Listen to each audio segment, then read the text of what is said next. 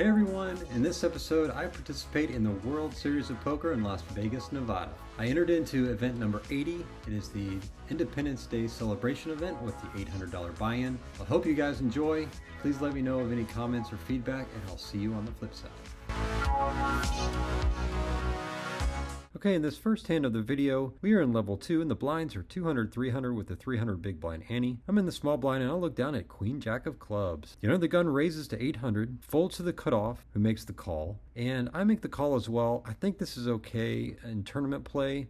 In cash games, I definitely don't recommend calling from the small blind, or limping for that matter, or completing. But in tournament play, I think it's okay. Pot is 3,000 chips, and the flop comes Jack 9-7 rainbow. All right, I've got top pair. But being out of position, I make the check, and then the under the gun checks. I think the cutoff recognized a little bit of weakness from the under the gun, and he bets 2,000. I make the call, and the under the gun folds. Pot is 7,000 chips, and the turn is the 8 of diamonds. Okay, so a 10 makes the straight, I make the check, and the cutoff makes the check as well, so this is telling me he likely doesn't have a 10. The river is the 2 of spades. Alright, I think I'm in pretty good shape here, so I bet 3,000 chips. Cutoff thinks about it for a bit and makes the fold, and I take this one down. Okay, we are in the third level of the tournament where the blinds are 200, 400 with a 400 big blind ante. I'm in the big blind and I'll look down at King 5 of clubs. The under the gun raises to 1,200 and it folds around to myself, and I'm certainly going to make the call here. I think King 5 of clubs in a single raised pot. I think that's worthy of a call, so that's what I do. Flop is 9-4 king with 2 hearts. All right, so I've got top pair, pretty darn horrible kicker, but being out of position, I'm going to check to the aggressor. The under the gun bets 2,500 chips. Of course, I'm not going to go anywhere with my top pair, so I make the call. The turn is the 4 of spades. All right, now it's less likely that the under the gun player raise with ace-4. That's typically not a hand you want to raise with under the gun ace-4 anyways. That would be pretty loose to do that. It's certainly possible that he's got a much better king than I do, but I go ahead and check, and the under the gun bets 2,500. So pretty small in the relation to the pot, kind of looking like he was trying to get away with something. I make the call. River is the ace of diamonds. Okay, now given that I've got a pretty weak king, I check, and the under the gun bets 6,000 chips. I didn't feel that he really had anything on either street here, and so I went ahead and made the call. And he shows Queen 10 offsuit, and I take this one down. So that was a fairly interesting play from this under the gun player, but I'll take it. Okay, in this hand, we're in the 5th level of the tournament where the blinds are 300, 600 with the 600 big blind ante. I'm in the cutoff, and I look down at Jack Deuce of diamonds. Now, it folds to me, and I think this one's kind of 50-50 on whether you open from the cutoff or not, but I decided to go ahead and open this one. So I raised to 1,200 chips, and the big blind is the only one that makes the call. So our heads up to a flop, which comes 9-7-6 with 2 diamonds. All right, I'll take that. Diamond draw plus 1 overcard. The big blind checks. I put out a small C bet of 1,000 chips, about a third size pot bet, and he makes the call. The turn is the ace of spades. Big blind checks. This time I put out a little bit bigger of a bet, about 40% size, 2,100 chips. And the big blind makes the call again. The river is the 4 of diamonds. All right, so I hit my flush. This is a pretty disguised flush as well. Big blind checks, and this time I decide to go for a little bit of deception. I put out just over a pot-sized bet, 10,000 chips into 9,500 to try to make it think that I'm bluffing at this pot here. He makes the call, and I show my Jack Deuce of diamonds. I win this one. I take this one down, and he was disgusted at himself for calling on this one. So I win a nice sized pot here. Okay, in this hand, we're in the 8th level of the tournament. Blinds are 600, 1,200 with a 1,200 big blind ante. I'm in the cutoff, and I'll look down at pocket jacks. All right, I will take it. Middle position opens for 2,100 chips. I'm not going to stay at 2,100. I'm going to bump this one up. So I 3-bet to 6,000 chips, and the middle position player is the only one that makes the call. Flop is 7-8-9 with 2 clubs. All right, so this is interesting. I've got an overpair and the middle position player checks. And of course, I am going to put some money into this pot with my overpair. So I bet 6,000 chips and the middle position player calls. Pot is 27,000. The turn is the Jack of Diamonds. Okay, well, that's a pretty decent turn, right? Yeah, I hit trips, but any 10 is going to make that straight. And so Jack isn't necessarily that good of a card for me. The middle position player checks. I take a stab at it. I bet 12,000 chips, and fortunately, the middle position player folds and folds quickly, so I will take this one. Okay, in this hand, we are in the 10th level of the tournament, so the second break has already ended. The blinds are 1,000, 2,000 with a 2,000 big blind ante. I'm in the big blind, and I look down at pocket 5. The under the gun raises to 5,000 chips, folds to the hijack, who thinks about it for a while and makes the call, and of course, I'm going nowhere. I'm going to try to set mine here. I make the call.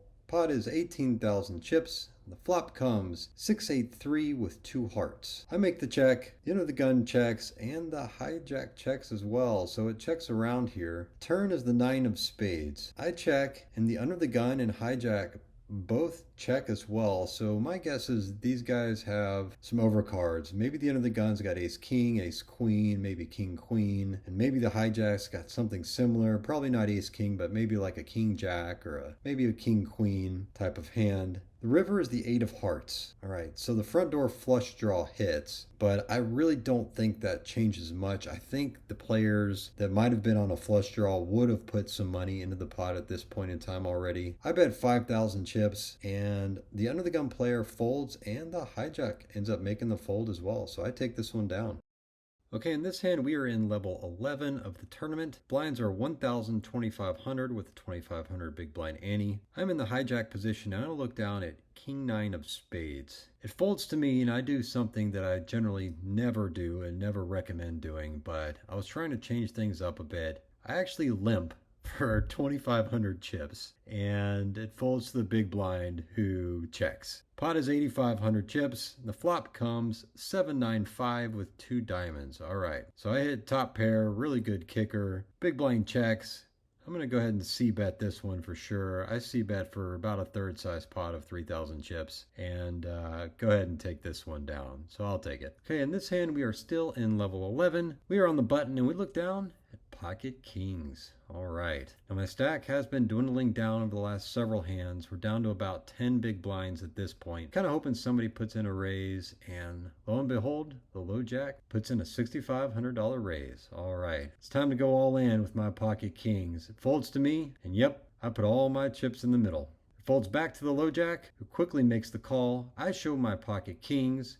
He shows ace 10 offsuit. The flop comes 3-10-8. All right. So at this point, I need to dodge an ace or another 10. The turn is the 4 of clubs. All right, still need to dodge an ace or a 10. Let's see what happens. The river, 6 of hearts. All right, I make the double up. I'm set to go. I take this one down and live to fight another day.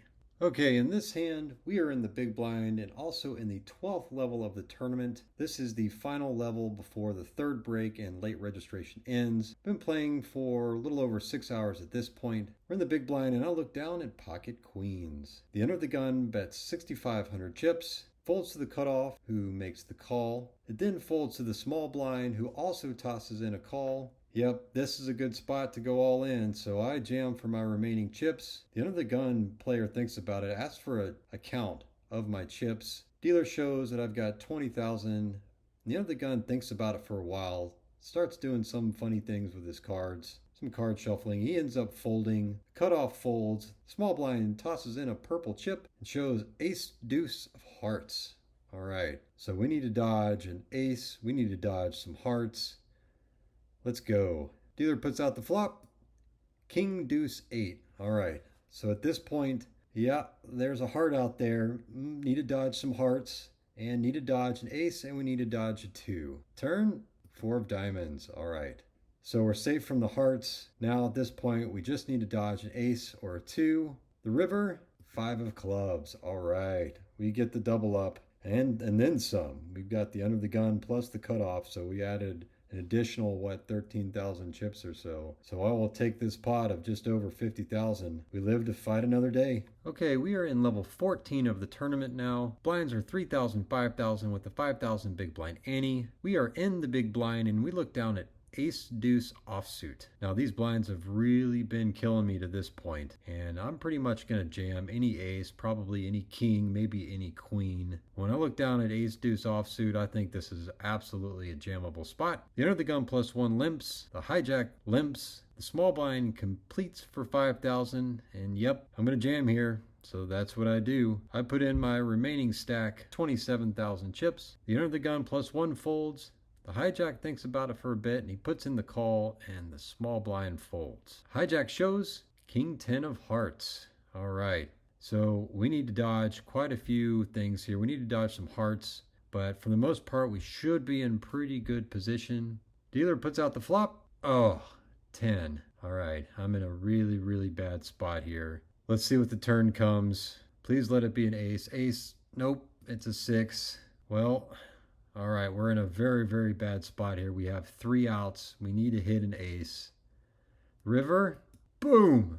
Oh, yes. We nail it. We hit the 3-outer. This was some really, really phenomenal luck at this point. But, you know, I will take it for sure. We live to fight yet another hand in this tournament. Okay, in this hand, we are still in level 14 of the tournament. We've moved tables at this point. We are in the big blind. Again, it's 3,000, 5,000 with a 5,000 big blind ante, and these big blinds just keep killing me. My stack has now dwindled down to just over 5 big blinds yet again. We are in the big blind, and we look down at Jack 5 of spades.